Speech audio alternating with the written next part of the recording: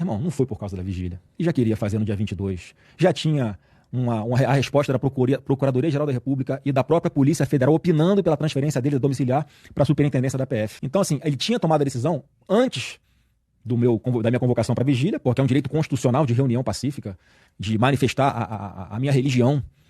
E ele ignorou. Não, isso aqui passou a ser um ato ilegal. E aí depois vem a história da tornozeleira. Fala, seus mal diagramados, todos os filhos do Jair são burros. Isso não é novidade, mas até quem é de esquerda imaginava que o Flávio, por ter uma característica de integrante do Centrão que prefere se perpetuar no poder sem chamar muita atenção, fosse levemente menos jumento que o soberbo Eduardo, o histérico Carluxo e o cognitivamente prejudicado do Renan, mas não parece que é o caso. Depois de uma semana em que o gado prometeu que os caminhoneiros parariam o Brasil para defender o mito e só tivemos caminhões parados nas rodovias para almoçar, comprar rebite e negociar programas entre um frete e outro, essa turma teve que criar mais um plano infalível para se manter em evidência e chantagear as instituições. Quem encabeça a estratégia agora é Flávio Bolsonaro, que apareceu no fim de semana como pré-candidato à presidência para as eleições de 2026. O senador anunciou que a decisão foi tomada de comum acordo entre ele e o presidiário esfaqueado e que, a partir de agora, ele assumiria essa missão.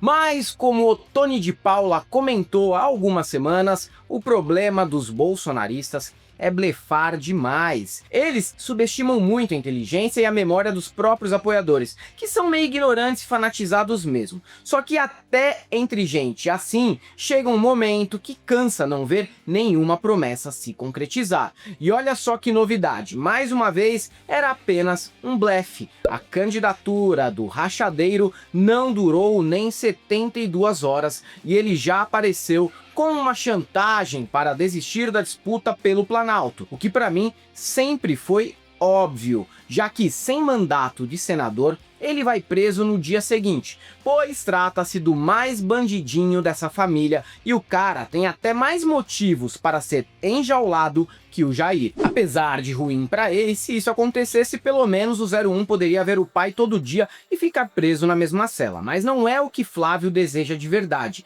Esse aí só tem um objetivo na vida, que é emendar um mandato de senador atrás do outro até o dia da morte. Situação que ele acabou confessando depois, com a falta de sutileza típica dessa gangue. Olha, tem uma possibilidade de eu não ir até o fim, eu tenho um preço para isso, eu vou negociar, eu tenho um preço para não ir até o fim, só que eu só vou falar para vocês amanhã.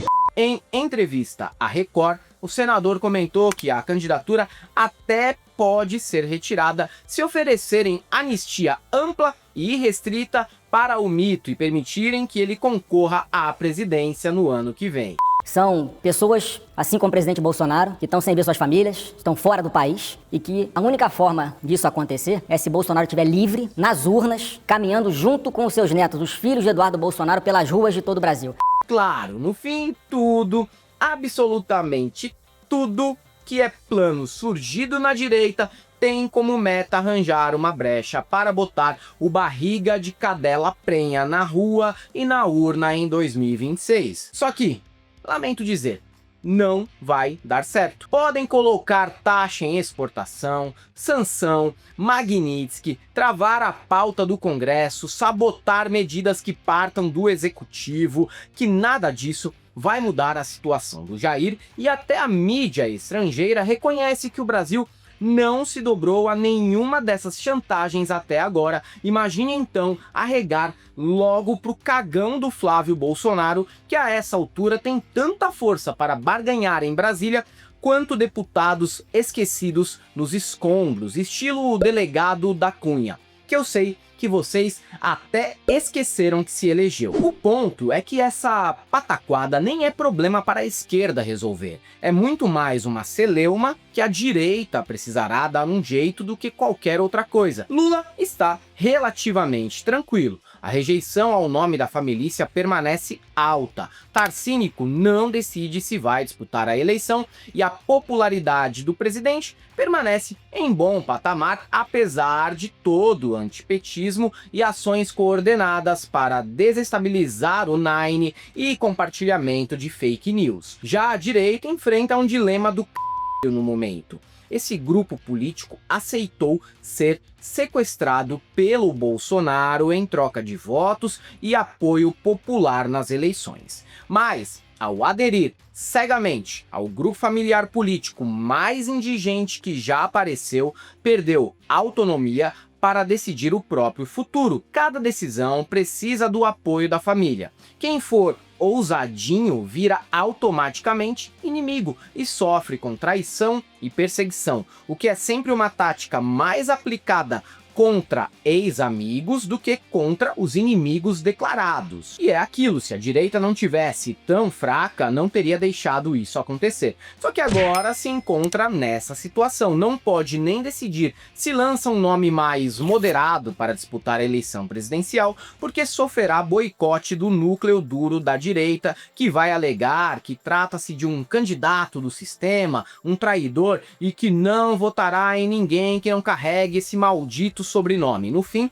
o resumo é que o surgimento dos bolsonaros não foi só um problema para a esquerda, mas para a direita também, e é uma grande chaga que engessa decisões e cria cisões como as recentemente vistas no Ceará e em Santa Catarina. Com o anúncio de Flávio, Kassab sustenta agora que Tarcísio não será lançado como candidato a presidente e pretende colocar Ratinho Júnior nessa disputa, o que demonstra que até quem é tido como guru político não consegue ter uma opinião que dure mais do que 2 dias no meio desse caos. Semana que vem, Kassab muda de opinião de novo, pode anotar. No fundo, isso é desespero, porque Kassab tá ligado que os votos não são dele, são da família, e que comprar essa treta agora só vai desgastar o nome do candidato anunciado precocemente, que será atacado pela fazendinha de bots do Carluxo e pela seita, que não aceita nenhum nome que não seja referendado pelo detento. Só existe uma alternativa para a direita brasileira, que seria implodir essa família, de preferência mandando todo mundo pra cadeia, incluindo a fraquejada, e aí sim repensar os rumos e o que eles desejam como grupo político. Mas a gente sabe que não vai rolar, graças a Deus. E eles ficarão, por um lado, fingindo que não precisam dos bolsonaros e tentando emplacar o Tarcínico como candidato dos sonhos molhados da Faria Lima. A questão é que Tarcísio se vende como gestorzão, mas é só um anão político que não tem brilho próprio, um poste, e todo poste que mijou no cachorro dentro do bolsonarismo foi destruído, eliminado. E se ele optar por disputar de forma independente, vai passar pelo mesmo processo de destruição que vai se repetir infinitamente enquanto a direita tiver síndrome de Estocolmo e aceitar ficar dentro do cativeiro da família. Por mim, honestamente, que se f... É isso aí, galera. Para quem gosta do nosso canal, nós temos nosso apoio, seja membro, Pix e conta jurídica, caso vocês queiram e possam fazer uma colaboração para que a gente continue por aqui produzindo conteúdo para vocês. Além do YouTube, estamos presentes também no Facebook, no Twitter, no TikTok, no Instagram, no Threads, no Blue Sky, sigam a gente por lá. Não deixem de conhecer as nossas camisetas no site da El Cabriton e o nosso curso no ICL, o Instituto Conhecimento Liberta. E para todos aqueles que acreditaram nessa trucada do Flávio Bolsonaro, só temos uma coisa para te dizer: não passarão.